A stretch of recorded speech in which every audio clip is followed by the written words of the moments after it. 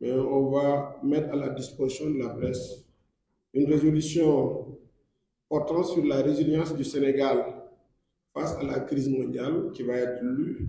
Cette résolution par Madame le ministre Ariane Djamdjo et une résolution sur consacrée à la défense de la République par Maître Ousmane Sey. Vous comprenez effectivement que nous continuons en fait les travaux, mais déjà c'est des éléments que nous pouvons mettre à votre disposition, évidemment, et on vous reviendra naturellement pour la suite en fait des conclusions qui vont sortir de ce séminaire. Merci. Merci, cher. Excellence, Monsieur le Président de la République, Mesdames et Messieurs les leaders de Benno Bokk Yakaar, Mesdames et Messieurs les membres de Benno Bokk Yakaar. Résolution sur la résilience du Sénégal face à la crise mondiale. La deuxième décennie du XXIe siècle a commencé par une crise sanitaire survenue entre décembre 2019 et mars 2020 et qui s'est manifestée par une pandémie qui a envahi les 5 continents, celle du coronavirus, connue sous le sigle de Covid-19. Cette pandémie, qui n'est pas totalement éradiquée, a engendré des ruptures dans les processus de développement de tous les États qui composent la communauté internationale. Ruptures qui ont provoqué des retards dans les programmes de développement, de graves conséquences sur la croissance des économies et de très importantes distorsions dans les échanges et flux financiers dans le commerce international. Il est aujourd'hui établi par les experts et spécialistes qu'il faudra encore des années pour rétablir les équilibres. Dans de nombreux domaines, comme la production agricole, la sécurité alimentaire, la maîtrise des réseaux sanitaires et en définitive les conditions d'une paix durable et juste dans les relations entre les nations. Au même moment, le monde connaît 3 autres crises qui sont les suivantes. La crise sécuritaire avec la guerre qui oppose la Russie et l'Ukraine, la crise énergétique et financière et la crise climatique. Les crises énergétiques et climatiques sont d'intensité égale, pour ainsi dire, et constituent 2 facteurs qui menacent l'avenir même de la planète. Nous sommes tous concernés. Sans entrer dans les détails, l'importance de ces crises, leur gravité objective, les formes de leurs manifestations et leurs conséquences mettent le monde entier face à une question existentielle: quel avenir pour l'humanité? Voilà dans quel contexte évoluent aujourd'hui tous les États, sans exception, et singulièrement notre pays, le Sénégal. Les Sénégalais doivent ensemble porter une attention particulière à ce contexte et rendre grâce à Allah, parce qu'au milieu des flots, notre pays fait partie de ceux qui tiennent solidement l'équilibre et avancent d'un pas certain, grâce à celui que Dieu a mis à sa tête, le président Macky Sall. Pour s'en convaincre, il suffit de poser un regard serein et lucide sur tous les problèmes avec lesquels le Sénégal est confronté et sur les solutions en cours pour y faire face à l'instigation et sous l'égide du président de la République. Au titre de rappel, au 2 avril 2012, notre économie traversait une situation très difficile, rythmée par une forte dégradation de la plupart de nos agrégats macroéconomiques, une croissance économique de 1,8% en 2011, un déficit public qui avait dépassé les 8% du PIB, des moins-values de recettes de l'ordre de 53,6 milliards à la fin du premier trimestre 2012. Son premier défi était donc, par conséquent, de redonner l'espoir à un peuple en désarroi, en apportant une réponse appropriée à une demande sociale spécifique. C'est ainsi que plusieurs mesures sont prises. On peut citer le soutien au monde rural, la réduction des prix des denrées de première nécessité, la hausse des investissements en privilégiant le secteur primaire, les infrastructures et l'énergie, la réduction du train de vie de l'État. La reprise amorcée en 2012 s'est confirmée en 2013 avec une croissance économique de 3,6% et un déficit en baisse de 5,5% du PIB, couplé à une inflation presque nulle. À partir de 2014, l'État du Sénégal a adopté une nouvelle stratégie de planification fonctionnelle soutenue par les partenaires techniques et financiers. La mise en œuvre du premier plan d'action prioritaire du PSE a favorisé une vraie métamorphose de l'économie de notre pays à travers une croissance inclusive à la fois quantitative et qualitative. Un taux de croissance de 6,2% a été observé dans cette période, avec des marqueurs sociaux novateurs qui ont fait du président Macky Sall un champion de lutte contre les inégalités, un champion de la justice distributive et de l'équité territoriale. En faisant de la croissance inclusive et de la lutte contre les inégalités les moteurs essentiels du vaisseau qui doit installer notre pays sur les rampes de l'émergence, le président Macky Sall a introduit un nouveau concept, celui de l'équité qui favorise l'égalité. Ainsi naquit une vision qui donne la dignité à chaque Sénégalais, des villes comme des campagnes, à travers des programmes sociaux audacieux comme les suivants: PUDC, CMU, Bourse nationale, PUMA, Promoville. Ces programmes ont permis de construire des routes, des pistes de désenclavement, des infrastructures socio-économiques de base, des postes de santé, des écoles, des forages, des réseaux de distribution d'eau et d'électricité.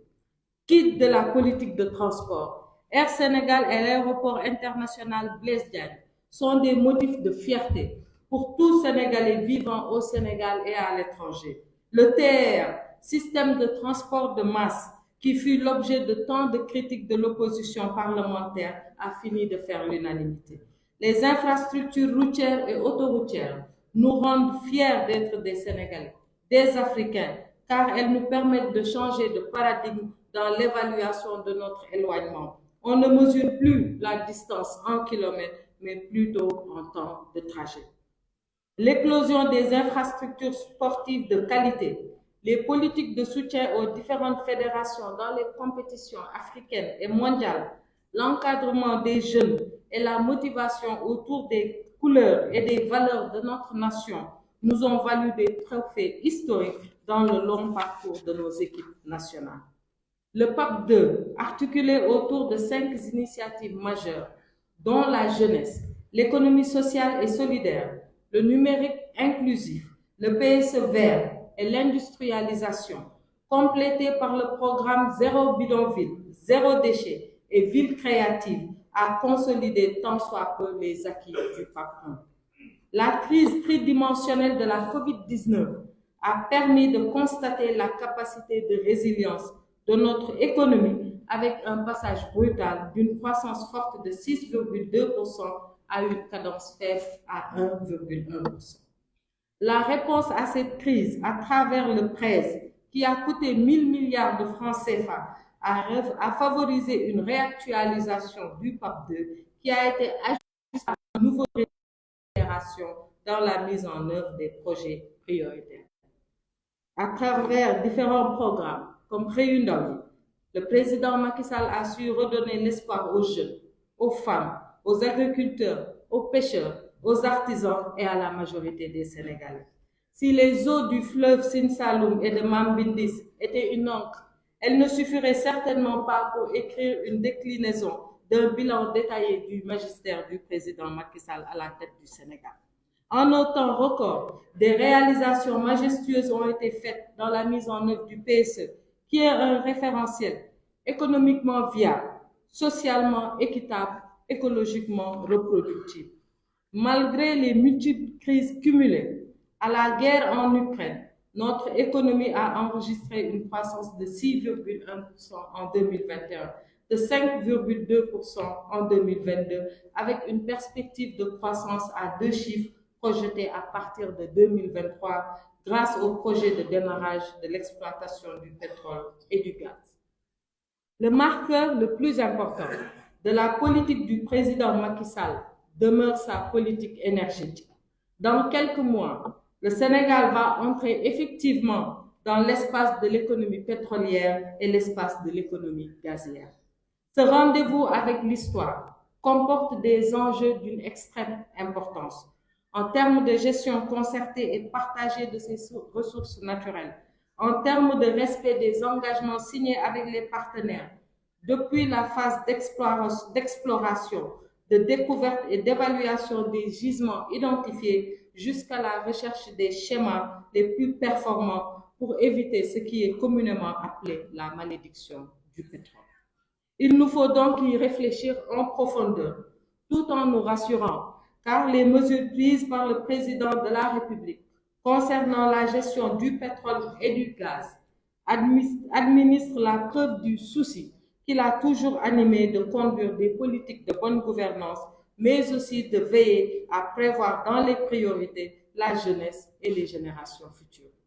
Notre séminaire national, présidé personnellement par le chef de l'État, président de la coalition Benno Bokk Yakaar, est en mesure de mettre en exergue tout ce qui a été déjà accompli, de tirer les leçons des écueils et des obstacles que nous avons rencontrés sur le chemin de cette aventure humaine et de prier, Inch'Allah, du fond de nos cœurs de croyants pour continuer à accompagner, à inspirer et à renforcer Monsieur le Président de la République Macky Sall dans sa mission exaltante de dirigeant du Sénégal.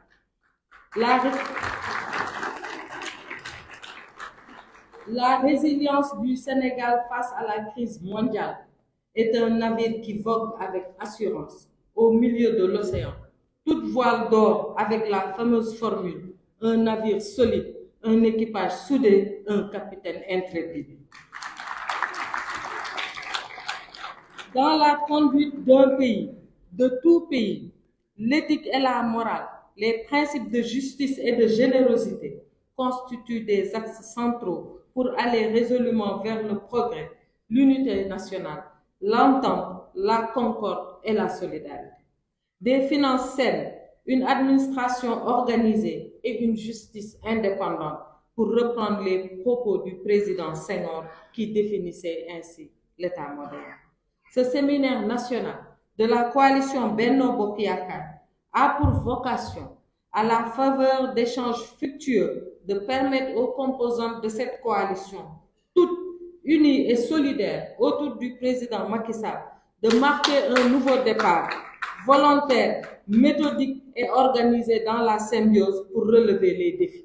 Tous les défis, à quelques encablures de l'accession de notre pays à la nouvelle ère qui s'annonce avec notre entrée dans le camp des pays producteurs de pétrole et de gaz.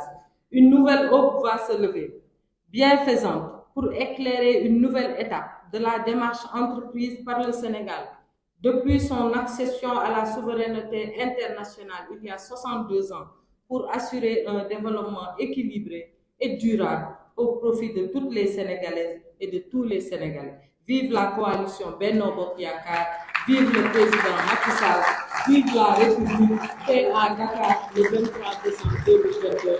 Je vous remercie.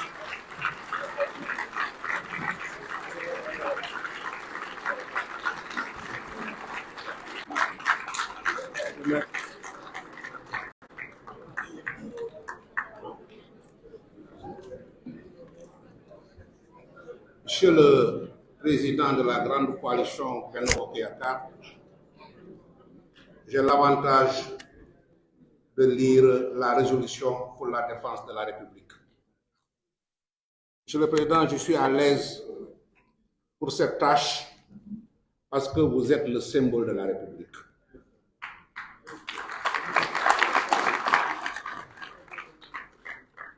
Vous êtes le symbole de la République. Vous caractérisez le respect et la courtoisie. Et vous êtes le bâtisseur de la République. Donc c'est normal qu'à l'issue de ce séminaire, on prenne quand même une résolution pour la défense de la République. Pour nous démarquer des professionnels de l'injure, de la violence et de l'invective. Résolution pour la défense de la République. Notre grande coalition Benno est l'alliance de partis et d'organisations qui aura le plus marqué l'histoire politique du Sénégal par sa longévité, sa résilience aux crises propres aux mutations de notre époque et sa capacité à accompagner les politiques de transformation du pays dans tous les domaines. En dépit des péripéties inhérentes à la vie politique dans le contexte d'une grande vitalité démocratique, la coalition Benno a su surmonter toutes les épreuves traversées pour garder le cap de son unité, restant le bloc politique hégémonique qui a jusque-là apporté à son leader, le président Macky Sall, la garantie d'une majorité forte pour gouverner le Sénégal dans la paix et la stabilité qui sont des conditions essentielles de l'émergence et du développement d'un pays. À l'heure du bilan, devant l'échéance capitale de la présidentielle de 2024, les leaders, partis et organisations membres de la grande coalition Benno ont toutes les raisons d'exprimer leur grande satisfaction pour les belles performances réalisées par notre majorité à la tête du pays dans tous les secteurs d'activité. D'une coalition électorale bâtie au second tour de la présidentielle de 2012, Benno Bokk Yakaar a évolué vers une coalition de gouvernement autour d'un programme politique consensuel consigné dans le plan Sénégal émergent.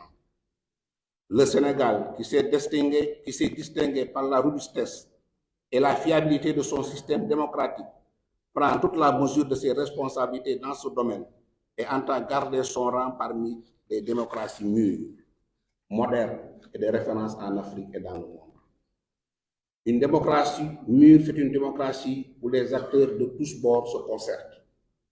C'est la raison pour laquelle notre coalition Benno a toujours soutenu les appels du président Macky Sall au dialogue politique et à l'institutionnalisation du dialogue national comme modalité, entre autres, d'une gouvernance de concertation avec les forces vives de la nation.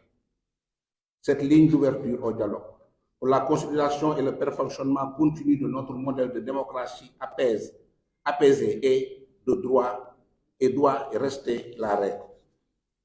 Le séminaire a toutefois tenu à attirer l'attention sur l'émergence dans notre espace public des courants politiques de type populiste, développant des discours systématiques de violence à travers les médias et les réseaux sociaux, avec au surplus des alliances avec des groupes dont les idéologies de référence tournent totalement le dos aux valeurs de la République et de l'État de droit. Nos mêmes responsabilités nous commandent de recourir à tous les moyens de droit pour la défense intelligente de la République, de la démocratie, de l'unité et de la cohésion nationale, la paix civile et l'État de droit.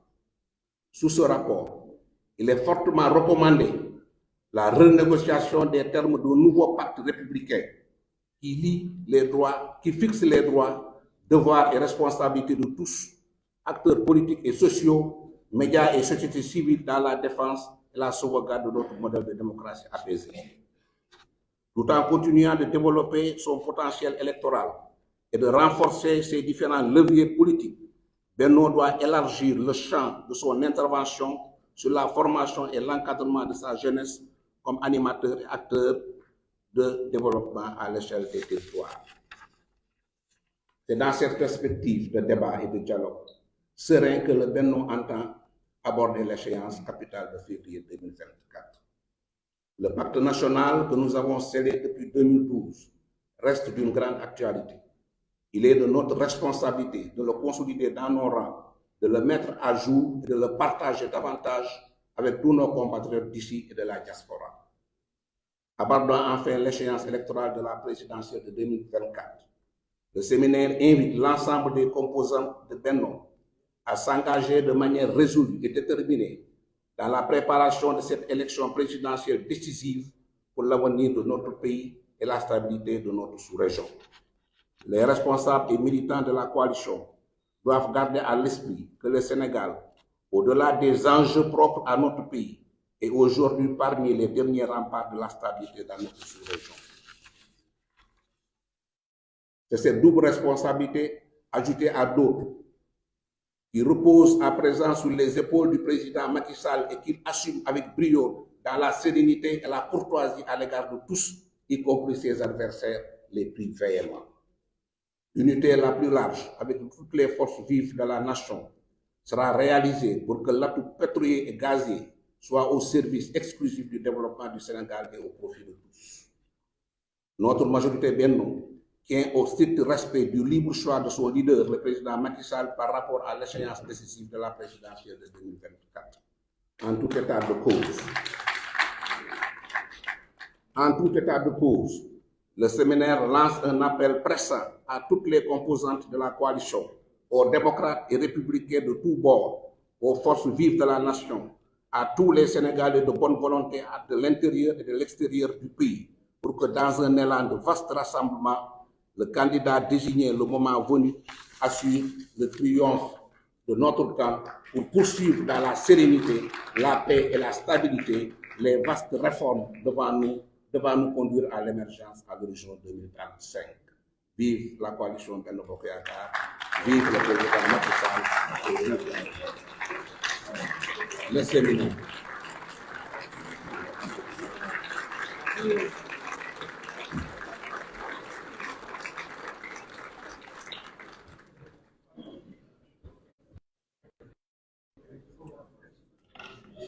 Chers amis de la presse, voilà les deux résolutions qu'on voudrait mettre à votre disposition. Comme vous le voyez, les travaux du séminaire n'étaient pas encore achevés, on ne peut pas encore. En tout cas, pour le moment, on ne peut pas livrer les conclusions. On continue à travailler et nous reviendrons naturellement vers vous lorsque, évidemment, les conclusions du séminaire seront tenues. On voudrait vous remercier de votre présence et merci à tout le monde. La séance est suspendue pour 5 minutes, le temps de permettre à nos amis de la presse de pouvoir s'inviter. Merci.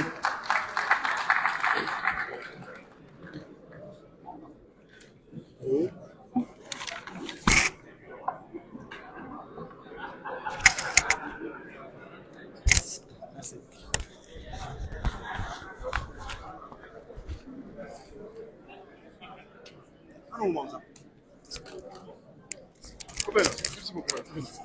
damay jël ay question élection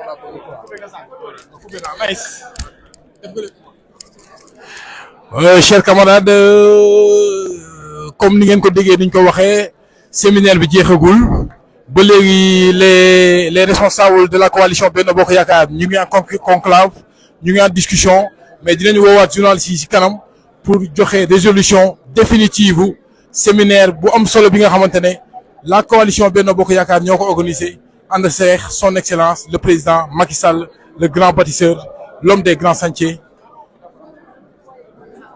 le visionnaire. Comme moo ko ci wolof gars yi séminaire bi jeexagul léegi dañuy dem ba ci kanam